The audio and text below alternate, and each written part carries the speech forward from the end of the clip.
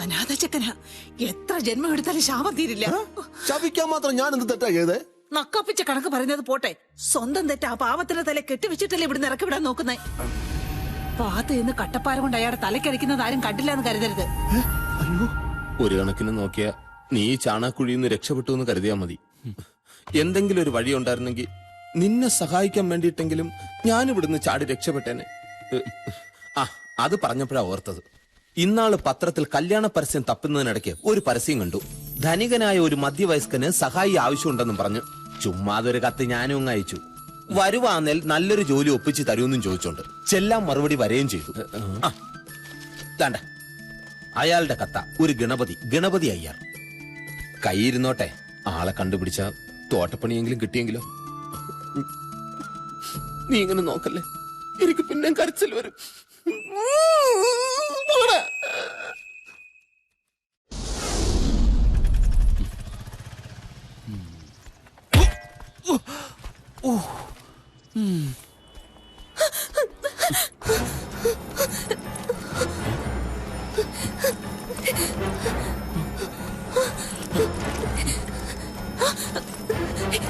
Please എന്നെ രക്ഷിക്കണം.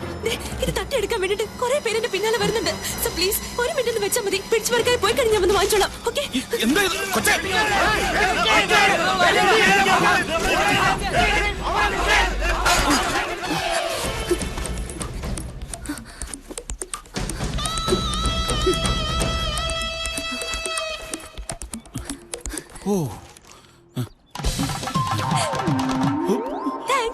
കൊച്ചേ, നീ?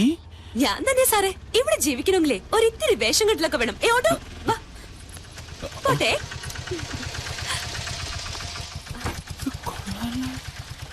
ബൈ. See you. Bye.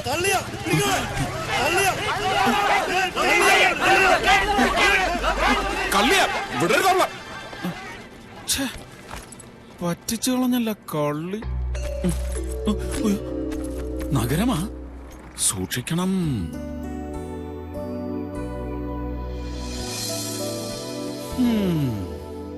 ഇത് വീടൊന്നുമല്ല, കൊട്ടാരം. ആരാ? ഞാനോ? ആ, ഇവിടുത്തെ സാറ് കത്തയച്ചിട്ട് വന്നതാ. നമസ്കാരം. കത്തവിടെ? കത്തിനായിരുന്നു.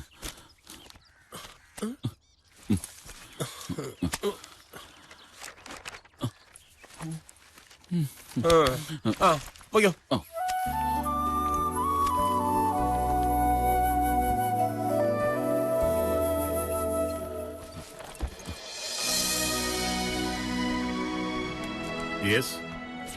വരാൻ പറഞ്ഞ് കത്തയച്ചിരുന്നു. എന്താ പേര്? ഉൽപ്പലാക്ഷ മാർക്കണ്ഡേയൻ. പാലക്കാട് അല്ലേ? അതെ. ഏതുവരെ പഠിച്ചു? 5ാം ക്ലാസ്. ആഹാ. വലിയ പഠിപ്പിനൊക്കെ പോയാ ഭയങ്കര പ്രശ്ന. അതുകൊണ്ട് വീട്ടിലെ കാര്യങ്ങൾ നോക്കി നിന്നാ മതിയെന്ന് അച്ഛൻ പറഞ്ഞു. അച്ഛൻ എന്ന് പറയുമ്പോ വളർത്തച്ഛൻ. ഓ, എന്തൊക്കെ പണി അറിയാം? ഇന്നതൊന്നൊന്നുമില്ല, എന്തും ചെയ്യും. എനിക്ക് വേണ്ടത് ഓൾ ഇൻ ഓൾ ആയിട്ട് ഒരാളെയാ.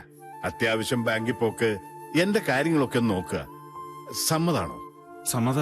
ആഹാരം സമയാസമയങ്ങളിൽ ഹോട്ടലുകാർ ഇവിടെ എത്തിക്കും. വെജിറ്റേറിയൻ മാത്രമേ ഉണ്ടാവൂ. മത്സ്യമാംസാദികൾ ഇതിനകത്ത് കയറ്റാൻ പാടില്ല, അതെനിക്ക് നിർബന്ധമാണ്. രാവിലെ ഒരു സ്ത്രീ വന്ന് വീട് മുഴുവൻ വൃത്തിയാക്കും. പിന്നെ ഒരു വിസിറ്റർ എന്ന് പറയാൻ ഡോക്ടർ കോശി, അയാൾ എന്റെ പേഴ്സണൽ ഡോക്ടറാണ്. അത്രേ ഉള്ളൂ. അല്ല, എന്താ പേര് പറഞ്ഞേ? മാർക്കണ്ഡേയൻ.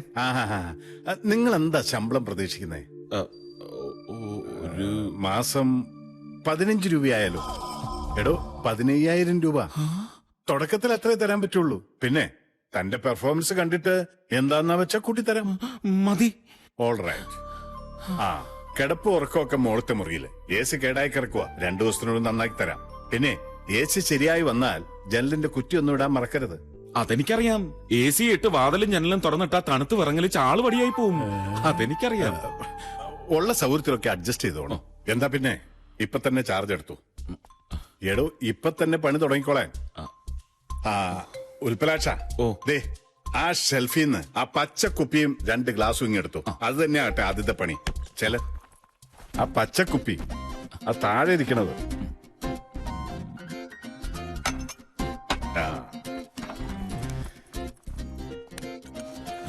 ഏ? ഇരിക്കടോ. ഞാനിവിടെ നിന്നോളാം. എടോ ഇരിക്കാൻ. വെള്ളം ഒഴിക്കണോ? വെള്ളം ഒഴിക്കണോ? എടോ ഞാൻ വെള്ളം ഒഴിക്കാറില്ല, തനിക്ക് വെള്ളം ഒഴിക്കണോന്ന്. ഞാൻ കഴിക്കാറില്ല. കഴിക്കാറില്ലെന്നോ? കൊള്ളാലോ. എന്നാ പിന്നെ ഇന്നായിക്കോട്ടെ തുടക്കം. ഇനി കുറെ കാലം നമ്മൾ ഒരുമിച്ച് ജീവിക്കാനുള്ള അല്ലേ, അതിന്റെ സന്തോഷത്തിന്. എന്നാ പിടി. എടാ പിടിക്കാൻ. ചിയേഴ്സ്. ചിയേഴ്സ്.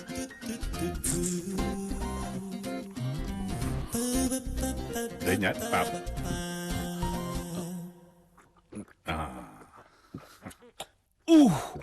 ഒരു കത്തലുണ്ടല്ലേ? അതെയാട്ടാ, വീണുപോയ സാറെന്നെ വൈകടിയരുത്. എന്തോന്ന്? കൈവെടിയരുത്. എവിടെങ്കിലും എടുത്തു പിടിച്ച് കിടത്തിയേക്കണം. ഒന്നും സംഭവിക്കില്ലടോ, ഇത് വിദേശിയാ. ആണോ? എന്നാ ഇങ്ങത്താ. എന്നാ പിടിപ്പിച്ചോ, കത്തി അങ്ങ് കയറട്ടെ.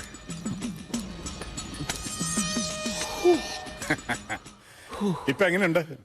വിദേശി അടിപൊളിയാ. അതാണ് ഇവന്റെ ഒരു മെച്ചം. മൊത്തത്തിലൊരു ഉന്മേഷ. ടെൻഷനെല്ലാം അങ്ങ് പോകും, മനസ്സിലുള്ളതെല്ലാം പുറത്തേക്ക് വരും. എന്താ ശരിയല്ലേ? ഉള്ളത് മനസ്സിനുള്ളിൽ എന്തൊക്കെയോ പുറത്തേക്ക് വരുന്നത് പോലെ. അതിനി വാള് വെക്കാനാണോ? ഏയ്, തൊട്ട് വെക്കാൻ എന്തെങ്കിലും ഉണ്ടായിരുന്നെങ്കിൽ ഉണ്ടല്ലോ. എന്തോന്ന്? എന്റെ കയ്യിലുണ്ട്. പൽപ്പൊടി. ഒരു പുകച്ചിൽ കിട്ടും. ലേശേ ഉള്ളു. സാർ തൊട്ടോ, ഞാൻ വേറെ വാങ്ങിച്ചോളാം. എനിക്കിതൊന്നും വേണ്ട. വേണ്ടെങ്കി വേണ്ട. സാറിന്റെ കപ്പാസിറ്റി എങ്ങനെ? ചെറിയ ഒരു ഫിറ്റ് ഉണ്ട് ഗണപതി സാറിന്. സാരമില്ല, ഞാൻ ഒരെണ്ണം കൂടി തരാം. അതുകൊണ്ടങ്ങ് കിണ്ടി ആക്കിക്കോണം.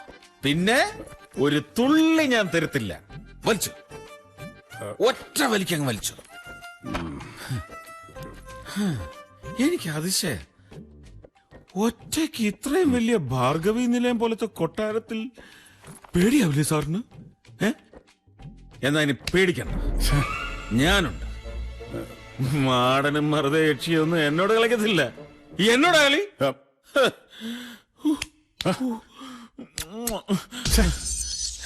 എന്റെ പൊന്ന് സാറേ, സാറിന്റെ കൂടെ ഇവിടെ ജോലി ചെയ്യാന്ന് പറഞ്ഞ എനിക്ക് സ്വപ്നം കാണുന്ന പോലെ ഉണ്ട്.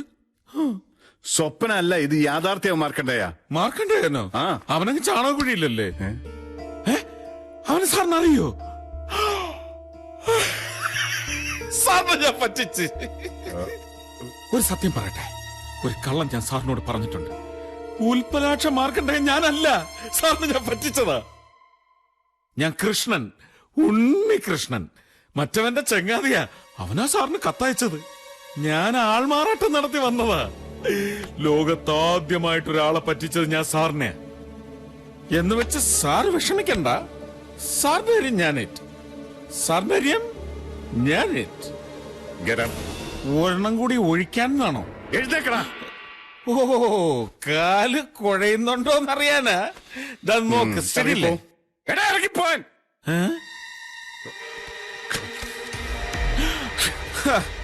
കളിത്തോക്ക് കാണിച്ച് തമാസാക്കല്ലേ?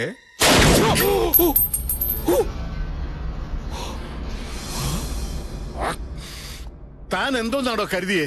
കാലിന് സുഖമില്ലാത്ത ഒറ്റത്തടിയനായ എന്നെ കബളിപ്പിച്ചെന്റെ സ്വത്തെല്ലാം തട്ടിയെടുക്കാമെന്നോ? ഇടാ, നിന്നെ പോലെയുള്ള തെമ്മാടികളെയും ഫ്രോഡുകളെയും ഞാൻ ഒരുപാട് കണ്ടിട്ടുണ്ട്. 5 ചില്ലിക്കാശിനു വേണ്ടി കൊല ചെയ്യാൻ മടിക്കാത്ത മൃഗങ്ങൾ. അവർക്ക് വേണ്ടിയിട്ടാണ് ഞാൻ ഇത് കരുതിയിരിക്കുന്നത്. Now you get lost. പോകാം. ഔട്ട്.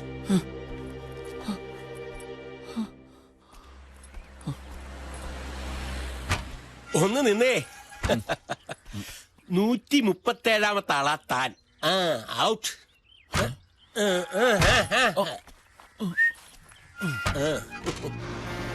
ഇടാ, നിന്നെ പോലെയുള്ള തെമ്മാടികളെയും ഫ്രോഡുകളെയും ഞാൻ ഒരുപാട് കണ്ടിട്ടുണ്ട്. 5 ചില്ലിക്കാശിനു വേണ്ടി കൊല ചെയ്യാൻ മടിക്കാത്ത മൃഗങ്ങൾ. അവർക്ക് വേണ്ടിയിട്ടാണ് ഞാൻ ഇത് കരുതിയിരിക്കുന്നത്. Now you get lost.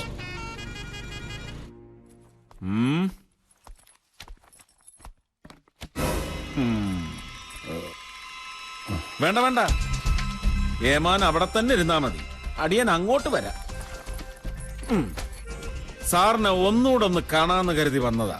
പുറത്തു നിൽക്കുന്ന ആ കാക്കിക്കാരൻ മോശകോടൻ അവൻ കടത്തിവിട്ടില്ല. പിന്നെ എങ്ങനെ വന്നു എന്നായിരിക്കും.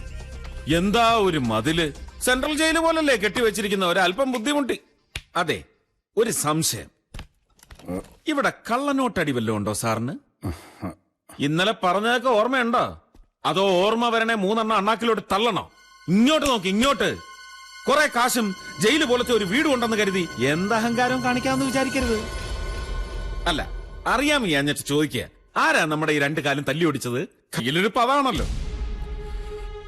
എന്നെ പോലത്തെ കുറെ എണ്ണത്തിനെ കണ്ടിട്ടുണ്ടത്രേ. ശരിയാ, പഠിപ്പും തൊഴിലും ഇല്ലാത്ത ഒരുപാട് പേരുണ്ട് ഇവിടെ. പക്ഷെ അവരൊക്കെ കൊള്ളയടിക്കാനും കൊല്ലാനും നടക്കുകയല്ല. വീടും കൊട്ടാരവും ഇല്ലെന്നേ ഉള്ളൂ. ഞങ്ങൾക്കുണ്ട് മാനവും അന്തസ്സും ഒക്കെ. ഇന്നലെ തോക്കെടുത്ത് മാനത്തെ കുണ്ടവിട്ട് എന്നെ പേടിപ്പിച്ചില്ലേ? ആണാണെങ്കി ഇപ്പൊ വെക്കടാ വെടി. വെക്കടാ. എന്ത് വെക്കണ്ടേ? കൈ പൊങ്ങുന്നില്ലല്ലേ? ഇത് അധ്വാനിക്കുന്ന ശരീര, അന്തസ്സുള്ള എന്ത് ജോലിയും ചെയ്യും. അല്ലാതെ തട്ടിപ്പും വെട്ടിപ്പും ഒന്നും എന്റെ ശീലമല്ല. രാത്രി മുഴുവൻ ഉറക്കൊഴിച്ചിരിക്കുകയായിരുന്നു തിരിച്ചു വന്നൊന്ന് കാണാൻ. ജീവിച്ചിരുന്നേ എന്റെ അച്ഛനും ഈ പ്രായമായിരുന്നേനെ. അങ്ങനെ ഒരാളോട് ദേ, അടങ്ങി ഒതുങ്ങി ജീവിച്ചാൽ നമുക്ക് കൊള്ളാം. Good night.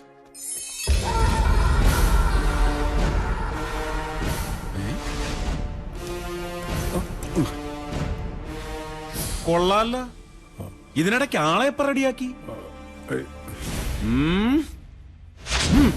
ഞാൻ തയ്യാർ, നിങ്ങളോ?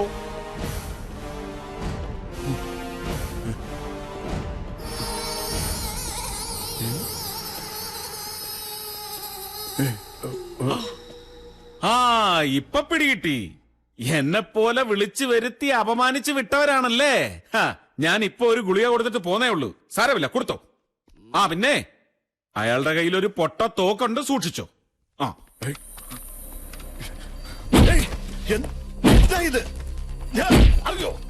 ആഹാ, കൈപ്രയോഗം ഉണ്ടല്ലേ. കൊടുത്തോ, കൊടുത്തോ. അങ്ങനെ തന്നെ നിങ്ങൾ ഏയ്, നമ്മൾ തല്ലുമ്പോ ഒരാളുടെ പ്രായം കൂടി കണക്കിലെടുക്കണം. വലിയ വലിയ ഇടിയെല്ലാം നല്ല കുഞ്ഞു കുഞ്ഞു ഇടിയായിട്ട് ഇടിക്ക്. ആള് വടിയായ തൂങ്ങും. ആ